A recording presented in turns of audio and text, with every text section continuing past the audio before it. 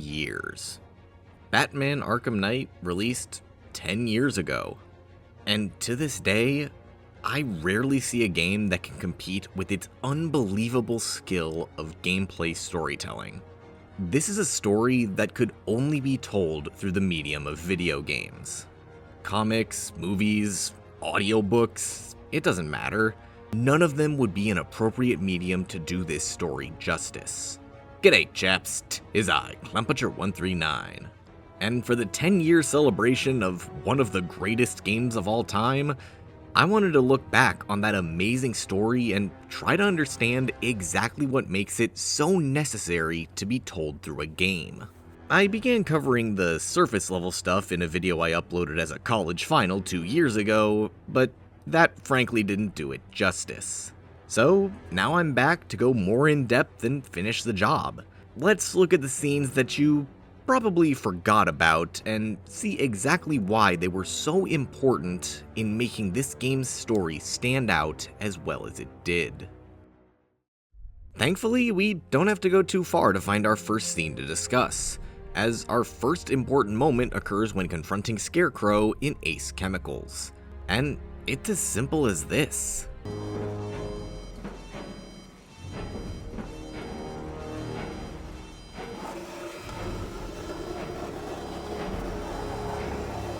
What's going on here is a rare and crazy case of a playable cutscene.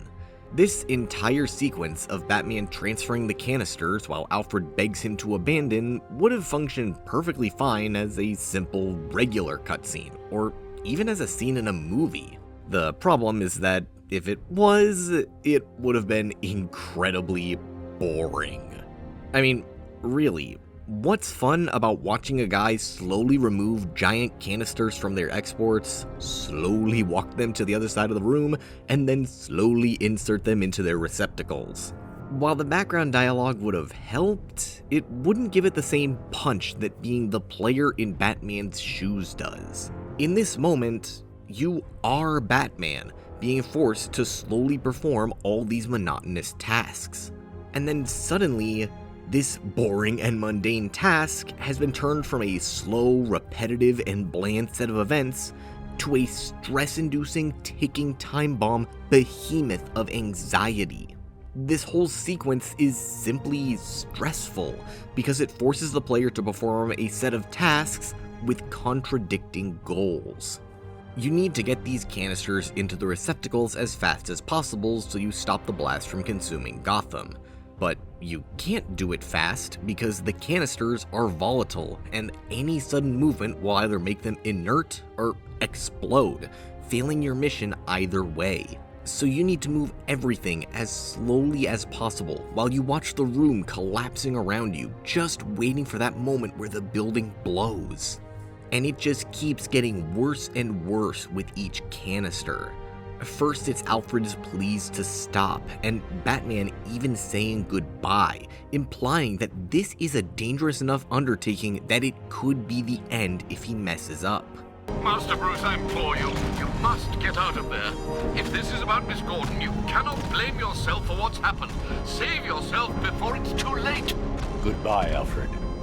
Then the automated voice you've been hearing, the only piece of positive reinforcement you've been getting for this endeavor, neutralizing agent deployed. Blast radius reduced by 50%. suddenly goes haywire. Neutralizing agent deployed. Blast radius increased by 1,000%.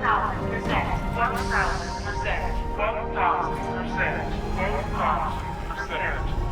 You remember Arkham Asylum, the voice of reason being the last thing you heard before being sent into a nightmare-fueled hysteria against Scarecrow. But what if it wasn't this time? And suddenly, all the work you were putting in, putting your life on the line, isn't going to mean anything, and you've just failed, made things worse even. It puts you all the way to the edge of your seat as you've only got one canister left. Then you can get out of here and stop Scarecrow. And then you pick up the final canister, turn around, and... Miss me? Now, as you go through this sequence with Gordon, you're left wondering if that was really the end. Did I just lose? Did Scarecrow win? Is Batman going to make it out of there? They're left hanging over your head for minutes on end until they finally cut back and show what's going on. And when we do, we're greeted with our new companion for the next 8 hours. Bruce. Can you hear me, Bruce? And all of this started while we were doing, frankly, the most boring thing a character could be doing in an action game. But the crazy thing that I find is that they didn't just do this sequence the one time. They did it twice. And they somehow changed nothing with the gameplay aside from cutting it down. And yet, the sequence is just as, if not more effective than the section in Ace. I'm of course talking about the Batmobile repair during City of Fear. The big difference for this section is that we see the stakes of failure playing out in real time directly in front of us. In Ace, we were simply told about what would happen if Batman were to fail. The entire eastern seaboard will be covered in fear gas, and Batman will probably die in the explosion. Great, perfectly acceptable stakes to get the player motivated. But we don't really see the consequences of anything. Sure, Ace is falling apart around us and we see the aftermath of the explosion, but that's more for relief of the player succeeding after the fact than showing them what's gonna happen if they fail. The Batmobile repair, however, actively shows Batman succumbing and failing for the entire endeavor, and shows what will happen if we don't get this new battery installed and hop in the car. All the effort must be tiring you out. You're getting sleepy bags. You can see the prospects of failure slowly building up the longer you're down in the gas, with Batman's face becoming more corrupted by veins and his coughing becoming more and more intense. And the whole crowd of Jokers taking over the background as you reach the halfway point further cements it. If you don't hurry up, you're gonna be joining them, running around the city like a loony soon enough if you don't hurry up and get this fixed. And it has the same emotions that the Ace scene has, with the feeling of pressure and anxiety building up as you have to perform this incredibly slow task as fast as possible so that you don't die. This anxiety could only be brought on by a game. Putting this same sequence into a movie wouldn't give the audience that same feeling. Especially because the only other thing happening is Joker monologuing in the background. It's one of the most boring sequences imaginable from an outsider perspective, and yet when you're actually playing it, it becomes one of the most heart-racing sections in the entire game. I'll kill him! In every brain cell. Your grey matter is turning green. The next scene we'll talk about isn't until nearly the halfway point of the story, when we're battling our way through Stagg's airships. There are two sections we'll talk about in particular, the first appearing after Batman's first meets Mr. Stagg. You've gone through a pretty tough combat encounter, and you think things are about to get a little bit easier, since you've finally met the guy who's supposed to be in charge of this place. Things are finally looking up. I think we both know she's probably dead, don't we, Bats? And then Joker decides that now is the perfect time to take over. Things start out weird, but relatively tame. Just Joker showing up and laughing. And then the bodies that you just threw to the ground begin to rise up. They slowly stand up and then they just sit there, waiting. They don't do anything. They don't attack you or run in fear or even move in any remote ways. Just wait. It's one of the creepiest things in a series dedicated to creating creepy things. And it only gets creepier as you start doing the natural thing and attacking them. Not only do they go down in a single hit, but they immediately get back up, and more of them keep spawning in when you aren't looking. You keep attacking, but they keep showing up, until eventually they start morphing into Joker when your back is turned. And soon enough, your entire screen is overrun with Joker, all of them laughing at you.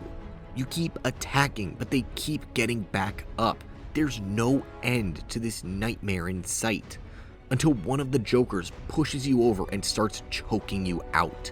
Suddenly your entire vision is overrun with Joker, and you need to fight him off. It's a classic showcase of danger in a video game. As much as we all hate button mashing, we can also admit that it gets our hearts racing the first time it shows up. And when Batman finally kicks him off, we're given a small moment of relief, thinking that we finally overcame him. Until we realize that not only was Stagg taken to the other ship, so our efforts to find him were now in vain, but that Joker was just a small step away from completely taking over. Nearly, Bats. I could feel you losing control there. A little more of that delicious fear gas, and it will be all over. For you. And he did so without any fear gas influence, which means that he could absolutely try again at any point in the future, and we would never know it. This immediately puts fear into the player, as it means that just one wrong move could mean that Joker wins, through no fault of your own, because you simply weren't prepared for the chance of him trying again. This fear is then realized as the sequence is later twisted on its head when confronting Scarecrow at the end of the other airship. Look at me! I'm amazing! And this body! I can't believe how strong it is! Joker is able to completely take over and is unleashed onto all the enemies that come in to save Crane. And Joker doesn't feel like holding back at all. As Scarecrow puts it after the fact, he nearly kills these men.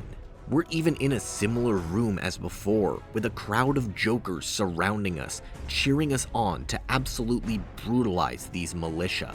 But whereas before they were laughing at us, leading to an unsettling aura, this time they're barely even noticeable, as you're too focused on Batman and having to actually fight this time.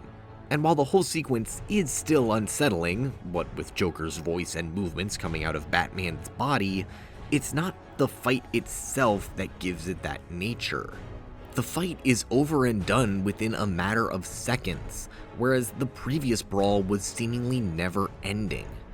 In a way, it represents Batman's current mentality of questioning taking on Joker's methods.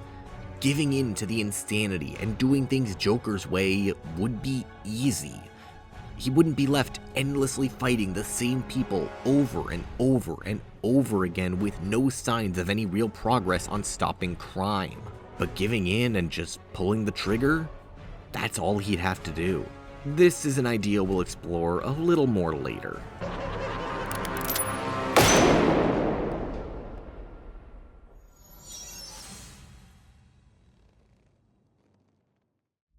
Of course, what justice would I be doing this game if I didn't talk about one of the greatest pieces of storytelling ever presented in a video game?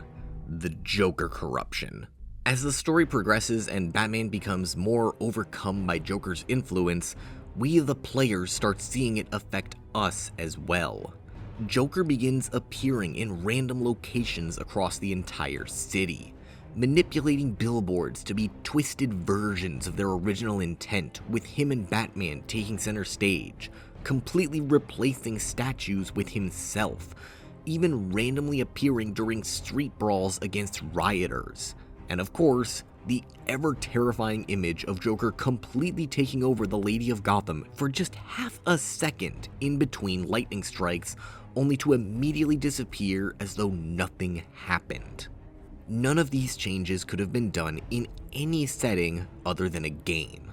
Sure, you can always do blink and you'll miss it cameos that encourage rewatches, but those aren't nearly as effective at conveying the story as allowing your viewer to immediately reflect on what they saw, maybe even take the time to get a better look at it. And when they do, they'll either find something truly horrifying waiting for them when they look back, or nothing at all. Both of which are fantastic to the point of telling the story. It either adds to the horror factor because it shows that Joker is further taking over, or adds to the paranoia. You actively see the effects Joker's influence is having on Batman. He's not just showing up as a comedic sidekick anymore. He's taking over every facet of his mind, transforming even the world around him into his own reality. If you don't pick up the pace and cure yourself of this fear, this will be the new world. Joker will be everywhere, and you won't be able to ignore it. But it also adds to the player's sense of unease and paranoia. Did I actually see Joker there? Wait, he's gone? I don't like this. Am I going crazy too? I swear he was right there. This is obviously a hypothetical, but I can guarantee someone out there had this exact experience at least once while playing Arkham Knight.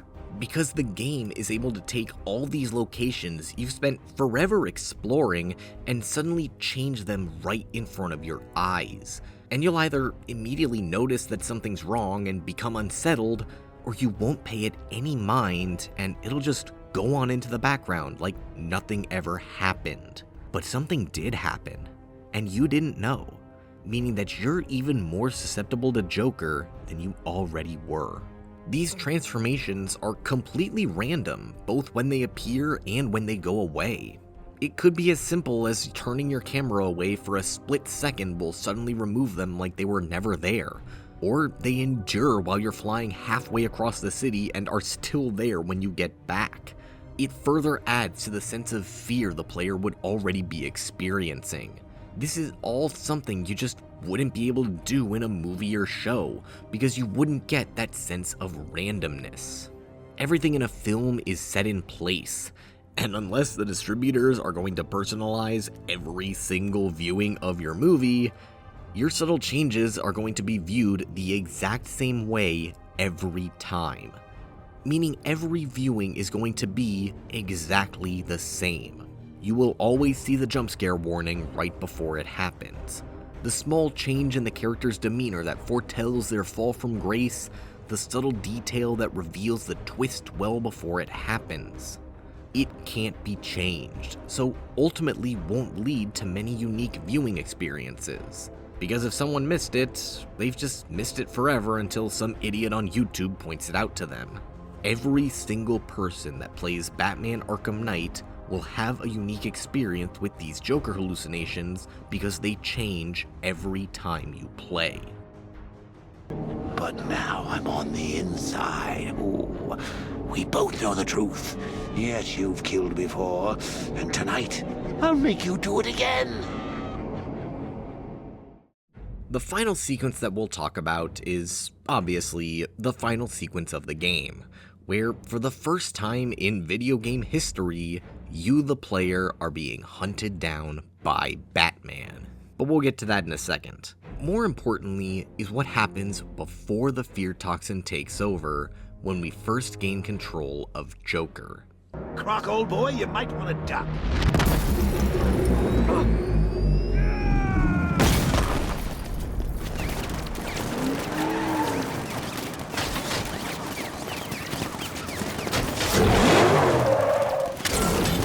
The Jokermobile is one of the most horrific sections in just about any game that I've played. Really take a step back and think about it for a second.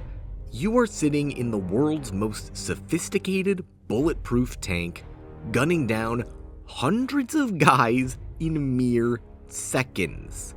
As Batman, this would be a slow process with the non-lethal rounds, but suddenly they're just all going down like nothing.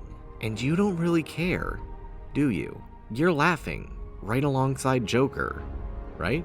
Because it's fun to let loose and do things the easy way, isn't it? It's a blast to unleash the killing joke, destroying the entire building and everyone inside by just spamming a single button. So much more fun with my hands on the controls! Guys, where did you go? It's fun to charge through the GCPD, taking a shotgun to all the villains who've been troubling you all night, right? It's official. You're becoming Joker too. You've spent the entire game doing things the hard way as Batman. Beating people up with your fists, sticking to the shadows, and activating the non-lethal countermeasures on the Batmobile so that, sure, people will get hurt, but they won't die. Turning into Joker completely removed those precautions, and you just sat back and laughed at all of it, didn't you? Just sat back as you took a gun to hundreds of, okay, not innocent, but still, lives, and pulled the trigger without even thinking once. Less than a minute of being in a new headspace, and you've already fully embraced your new role. More than anything, it's showing exactly how easy it could be if Batman just embraced this way of thinking. He could wipe out crime in a matter of minutes if he just embraced his Joker side and resorted to his kind of violence. And above all else, that if he wanted to, Batman absolutely could do all of this. It would be easy for him, which is exactly why he doesn't do it. Batman does not take the easy way out of anything.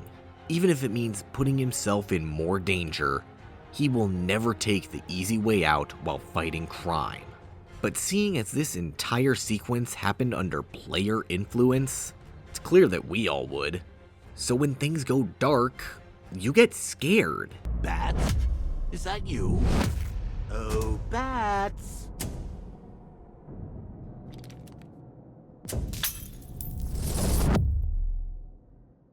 Again, in retrospect, this should be seen as a good thing. The darkness taking over means that Batman is starting to retake control, that Joker will very soon be stopped. And yet we all slowly crawl our way through this sequence because we're terrified of what might jump out and get us. Even though whatever jumps out and gets us will likely be Batman, and thus would mean that Batman was overtaking Joker and winning the battle for his mind. So losing is the only way to go. But we as players don't want to lose. Losing is usually not good in games, but we're playing as Joker, so we have to lose in order to win. It's a crazy contradiction of values that the game is completely playing up to the fullest of its ability. We spend so much time wandering this maze with Joker that we forget exactly who we're playing as, and we go out of our way to shoot anything that we don't like that could mean taking us out.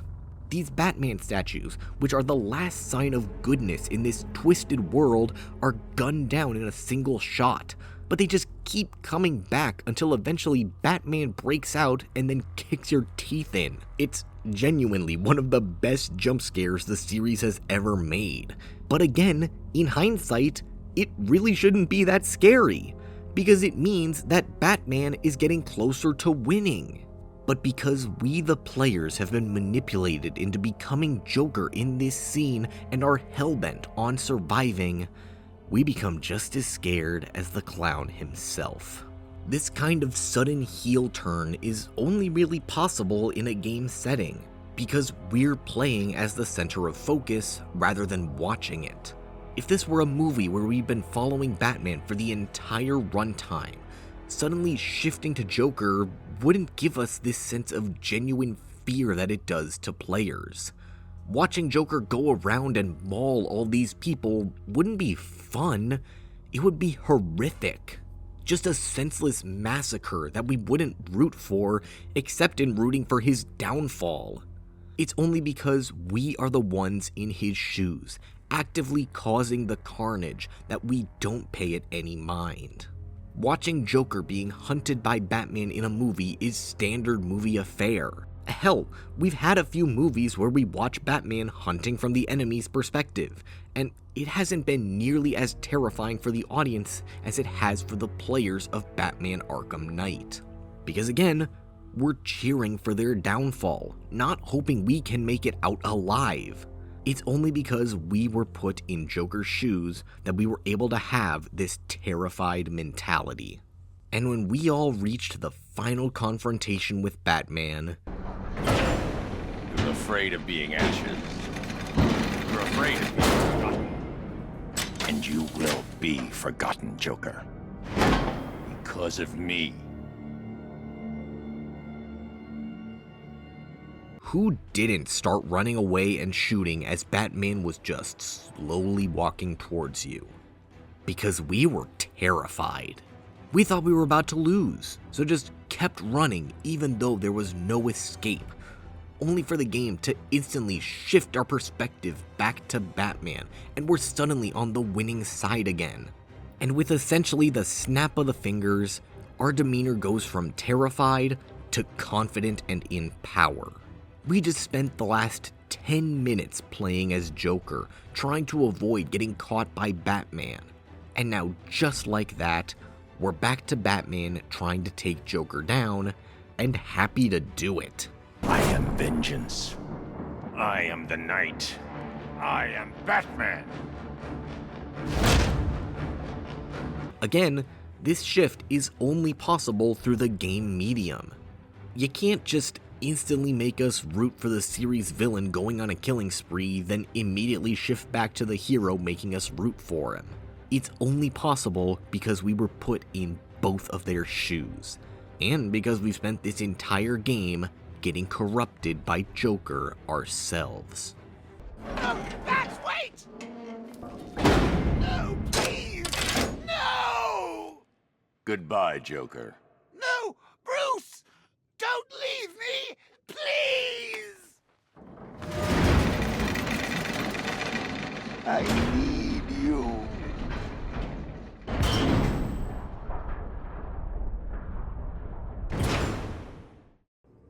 Batman Arkham Knight was able to make some of its most boring moments gameplay-wise stand the test of time as some of the greatest moments in gaming history, because of how they used that limited gameplay they had to create something incredible that no other medium would have been able to do. And it all ultimately ties back to Batman's way of thinking. Batman will always do the right thing, no matter how difficult it may be to do it. There are always easy ways out that he could take for basically any problem. He could have left Ace to explode and saved himself. He could have gone violent and shot Scarecrow. He could have unleashed his unlimited arsenal on all of Gotham's seedy underbelly, and nobody would be able to stand in his way or stop him. But he never did any of that, because it would be the easy way out. Joker is constantly pressuring him to give in and just do it. He's at the end of his life cycle anyway at this point. Who's gonna stop him if he just does decide to take a life? Nobody. So why not just give in and do it? Because it's not who Batman is. Batman will always make the tougher choice. Always take the path of most resistance. Always do what is right. Even if nobody's watching. Even if there won't be a reward. Even if it means he might die. That is what a hero is all about. It's still crazy to me that it's been 10 years since this game was released. I hadn't even started high school yet when this happened, and now I'm 2 years out of college, somehow talking about it for a living. It's been a wild ride, and even though it's still my least favorite of the saga, I can absolutely look back on it with fondness in my eyes and an appreciation for what it was able to do. Telling a story that could only be done through the incredible medium of video games. It's truly one of the most amazing games ever made, and I will never deny it such praise. So, with that in mind, do all of the YouTube stuff, because I spent 3 straight weeks grinding this video to get it out in time. Thanks for watching, and I'll see you later, chaps. You've been a good friend. The best I could ask for. You were there at the beginning. And now, you get to see how it ends.